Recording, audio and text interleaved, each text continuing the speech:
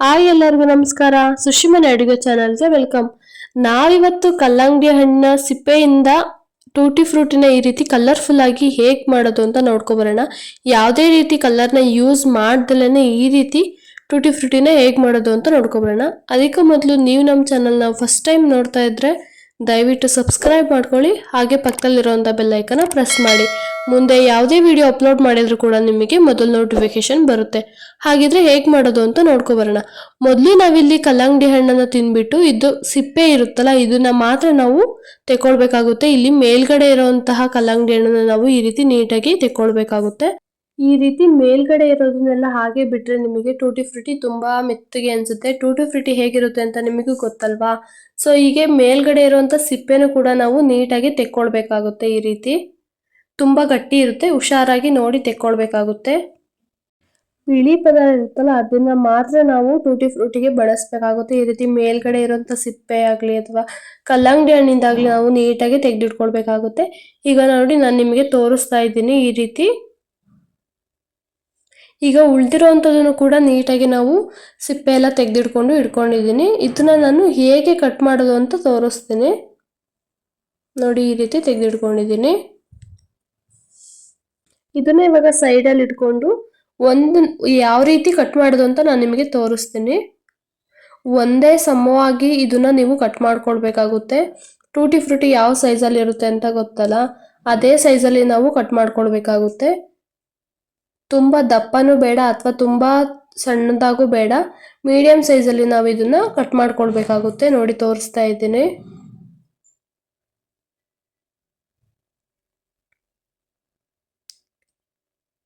ತುಂಬಾ ದಪ್ಪದಾಗಿ ಕಟ್ ಮಾಡ್ಕೊಂಡ್ರೆ ಅಷ್ಟು ಚೆನ್ನಾಗಿ ಬರಲ್ಲ.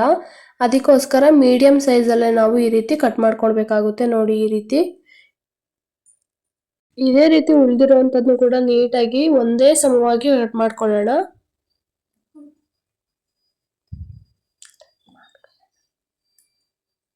ನೆಕ್ಸ್ಟ್ ಇದನ್ನ ನಾನು ಇಲ್ಲಿ ನೋಡಿ ತೋರಿಸ್ತಾ ಇದ್ದೀನಿ. ಇದನ್ನ ಒಂದು ಬೌಲ್ಗೆ ಮತ್ತೆ ತೆಗೆದಿಟ್ಕೊಳ್ಳೋಣ. ಹಾಗೆ ನೋಡಿ ತೋರಿಸ್ತಾ ಇದ್ದೀನಿ. ಈ ರೀತಿ ಕಟ್ ಮಾಡಿಕೊಂಡು ಉಳಿದಿರೋವಂಥದ್ದು ಕೂಡ ಈಗ ಕಟ್ ಮಾಡಿ ಇಟ್ಕೊಂಡಿದ್ದೀನಿ. ನೆಕ್ಸ್ಟ್ ಇದಕ್ಕೆ ನಾನು ಈಗ ಬೇಕಾಗಿರುವಂತಹದ್ದು ಒಂದು ಪಾತ್ರೆನ ಇಟ್ಕೊಂಡಿದ್ದೀನಿ. ಇದಕ್ಕೇನೆ 1 ಗ್ಲಾಸ್ ಆಗೋವಷ್ಟು ನೀರನ್ನ ತಗೊಂಡಿದ್ದೀನಿ. ನಿಮಗೆ ಎಷ್ಟು ಬೇಕಾಗುತ್ತೆ ನೋಡಿ ಬೇಯೋದಕ್ಕೆ ತಗೊಳ್ಬೇಕಾಗುತ್ತೆ. ಈಗ ನಾನು ಇದನ್ನ ಮೀಡಿಯಂ ಫ್ಲೇಮಲ್ಲೇ 5 ನಿಮಿಷ ನೀಟಾಗಿ ಬೇಯಿಸ್ತಾ ಇದ್ದೀನಿ. 5 ನಿಮಿಷಕ್ಕಿಂತ ಜಾಸ್ತಿ ಬೇಯಿಸೋದಕ್ಕೆ ಹೋಗಬೇಡಿ, ಅಷ್ಟು ಚೆನ್ನಾಗಿ ಬರಲ್ಲ, ತುಂಬ ಸಾಫ್ಟ್ ಆಗಿಬಿಡುತ್ತೆ. ಅದಕ್ಕೋಸ್ಕರ 5 ನಿಮಿಷ ಸಾಕು ಇದನ್ನ ಬೇಯಿಸೋದು.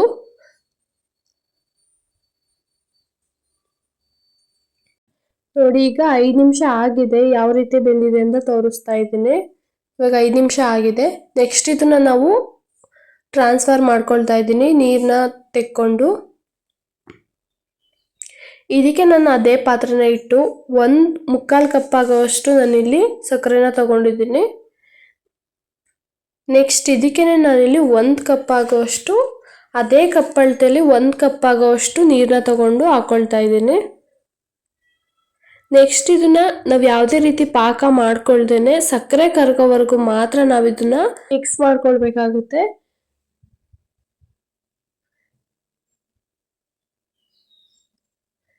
ನೋಡಿ ಇವಾಗ ಸಕ್ಕರೆ ಕೂಡ ಇವಾಗ ನೀಟಾಗಿ ಕರಗಿದೆ. ಇಷ್ಟಾದ್ರೆ ಸಾಕು. ಇದಕ್ಕೇನೆ ನಾವು ಇವಾಗ ಮೊದಲೇ ಬೇಯಿಸಿ ಇಟ್ಕೊಂಡಿದ್ವಲ್ಲ ಅದನ್ನ ನಾವು ಇದ್ರೊಳಗೆ ಸೇರಿಸ್ಕೊಳ್ಳೋಣ. ಇವಾಗ ನೋಡಿ ಈ ರೀತಿ ಸೇರಿಸ್ಕೊಳ್ಳಿ. ಇದನ್ನ ನಾವು ಪಪ್ಪೆಕಾಯಿಂದನೂ ಮಾಡ್ತಾರೆ, ಆದ್ರೆ ಎರಡರಲ್ಲೂ ಯಾವುದೇ ರೀತಿಯಾದಂತಹ ಟೇಸ್ಟ್ ಆಗಲಿ ಡಿಫ್ರೆಂಟ್ ಯಾವುದೂ ಬರಲ್ಲ. ಒಂದೇ ಟೇಸ್ಟ್ ಇರುತ್ತೆ. ಟೂಟಿ ಫ್ರೂಟಿ ಹೇಗಿರುತ್ತೆ ಅದೇ ತರ ಟೇಸ್ಟ್ ಇದ್ರಲ್ಲೂ ಕೂಡ ಬರುತ್ತೆ. ನಾನಿಲ್ಲಿ ಮೊದಲೇ ಹೇಳ್ದಂಗೆ ಯಾವುದೇ ಕಲರ್ನ ಯೂಸ್ ಮಾಡ್ತಾ ಇಲ್ಲ. ನ್ಯಾಚುರಲ್ ಆಗಿ ಈ ರೀತಿ ಬೀಟ್ರೂಟಲ್ಲಿ ಕಲರ್ನ ಹೇಗೆ ಮಾಡೋದು ಅಂತ ತೋರಿಸ್ತೀನಿ. ಇದು ನಾವು ಸಣ್ಣದಾಗಿ ಹೆಚ್ಚಿಟ್ಕೊಳ್ಳೋಣ, ಅಥವಾ ನೀವು ಕೊಬ್ಬರಿ ತುರಿಯೋದ್ರಲ್ಲಿ ಇದನ್ನ ತುರ್ಕೊಂಡು ಅದ್ರ ರಸನ ತೆಕ್ಕೊಳ್ಬೋದು. ನೋಡಿ ಇವಾಗ ನಾನು ಇದನ್ನ ಮಿಕ್ಸರ್ಗೆ ಹಾಕೊಳ್ತಾ ಇದ್ದೀನಿ.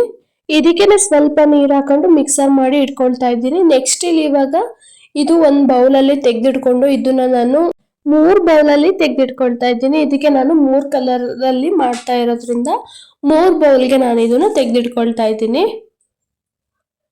ನಾವಿಲ್ಲಿ ಯಾವುದೇ ರೀತಿಯಾದಂತಹ ಫುಡ್ ಕಲರ್ನ ಯೂಸ್ ಮಾಡ್ದಲೇ ನ್ಯಾಚುರಲ್ ಆಗಿ ಹೇಗೆ ಮಾಡೋದು ಅಂತ ತೋರಿಸ್ತಾ ಇದ್ದೀನಿ. ಇಷ್ಟ ಆಗಿದ್ರೆ ದಯವಿಟ್ಟು ಸಬ್ಸ್ಕ್ರೈಬ್ ಮಾಡ್ಕೊಳ್ಳಿ, ಹಾಗೆ ನಾನಿಲ್ಲಿ ಬೀಟ್ರೂಟ್ ಜ್ಯೂಸ್ನ ಇದಕ್ಕೆ ಹಾಕೊಳ್ತಾ ಇದ್ದೀನಿ. ನಿಮಗೆ ಕಲರ್ ಸ್ವಲ್ಪ ಕಮ್ಮಿ ಅಂತ ಅನಿಸ್ತು ಅಂತಂದ್ರೆ ಇನ್ನೂ ಸ್ವಲ್ಪ ಬೀಟ್ರೂಟ್ ಜ್ಯೂಸ್ನ ಇದಕ್ಕೆ ಹಾಕೊಳ್ಬೋದು. ನೆಕ್ಸ್ಟ್ ಇದನ್ನ ನೀಟಾಗಿ ಮಿಕ್ಸ್ ಮಾಡ್ಕೊಳ್ಳೋಣ. ನೋಡ್ತಾ ಇರ್ಬೋದು ನೀವೇನೆ ಯಾವ ರೀತಿ ಕಲರ್ ಬರ್ತಾ ಇದೆ ಅಂತ. ಯಾವುದೇ ಫುಡ್ ಕಲರ್ನ ಯೂಸ್ ಮಾಡ್ದಲೇನೆ ಬೀಟ್ರೂಟ್ ಜ್ಯೂಸ್ ಹಾಕೋದ್ರಿಂದ ಕೂಡ ಯಾವುದೇ ಬೇರೆ ರೀತಿ ಟೇಸ್ಟ್ ಬರಲ್ಲ. ಟೂಟಿ ಫ್ರೂಟಿ ಯಾವ ತರ ಇರುತ್ತೋ ಅದೇ ಟೇಸ್ಟ್ ಕೊಡುತ್ತೆ. ಯಾವುದೇ ಟೇಸ್ಟ್ ಡಿಫ್ರೆಂಟ್ ಅಂತ ಅನ್ಸಲ್ಲ. ನೆಕ್ಸ್ಟ್ ಇದಕ್ಕೇನೆ ನಾನು ಇನ್ನೊಂದು ಕಲರ್ನ ನಾನಿಲ್ಲಿ ಒಂದು ಕ್ಯಾರೆಟ್ನ ತಗೊಂಡಿದ್ದೀನಿ. ಇದನ್ನ ಈಗ ಕೊಬ್ಬರಿ ತುರಿಯೋದ್ರಲ್ಲಿ ತುರಿದು ನಾನು ನಿಮಗೆ ತೋರಿಸ್ತಾ ಇದ್ದೀನಿ. ಇದಕ್ಕೆ ಸ್ವಲ್ಪ ತುರ್ಕೊಂಡು ಈ ರೀತಿ ಕ್ಯಾರೆಟ್ ಅಲ್ಲಿ ಬರೋಂಥ ಜ್ಯೂಸ್ನ ಈ ರೀತಿ ತೆಗೆದಿಟ್ಕೊಳ್ತಾ ಇದ್ದೀನಿ. ನೋಡ್ತಾ ಇದ್ದಾರೆ ಯಾವ ರೀತಿ ಕಲರ್ ಬಂದಿದೆ ಅಂತ. ಇದನ್ನು ಕೂಡ ನಾವೀಗ ಇನ್ನೊಂದು ಬೌಲ್ಗೆ ಹಾಕೊಳ್ತಾ ಇದ್ದೀನಿ.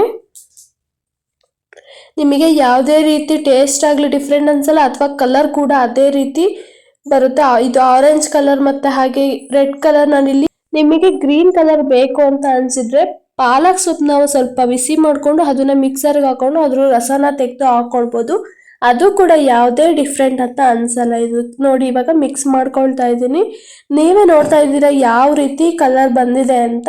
ಹಾಗೆ ನಾನು ಇನ್ನೊಂದು ಬೌಲಲ್ಲಿ ಯಾವುದೇ ರೀತಿ ಕಲರ್ನ ಹಾಕ್ತೆ ಅದೇ ಕಲರಲ್ಲಿ ಬಿಡ್ತಾ ಇದ್ದೀನಿ. ನೋಡ್ತಾ ಇರ್ಬೋದು ನೀವೇನೆ ಎಷ್ಟು ಚೆನ್ನಾಗಿ ಬಂದಿದೆ ಅಂತ.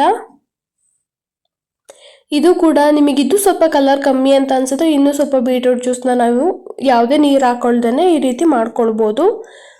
ಈ ವಿಡಿಯೋ ನಿಮಗೆ ಇಷ್ಟ ಆಗಿದೆ ಅಂತ ಅನ್ಕೊಳ್ತೀನಿ. ಇಷ್ಟ ಆಗಿದ್ರೆ ಒಂದು ಲೈಕ್ ಮಾಡಿ, ಹಾಗೆ ನಿಮ್ಮ ಫ್ಯಾಮಿಲಿ ಫ್ರೆಂಡ್ಸಿಗೂ ಕೂಡ ಶೇರ್ ಮಾಡಿ. ನೆಕ್ಸ್ಟ್ ಇದನ್ನೇ ನಾವು ಇಲ್ಲಿ ಒಂದು ಟಿಶ್ಯೂನ ಹಾಕೊಂಡು ಇದಕ್ಕೆ ನಾನು ಇಲ್ಲಿ ತೆಗೆದಿಟ್ಕೊಂಡಿದ್ದಂತಹ ಟೂಟಿ ಫ್ರೂಟಿನ ಇದಕ್ಕೆ ಹಾಕೊಂಡು ಇಡ್ತಾ ಇದ್ದೀನಿ.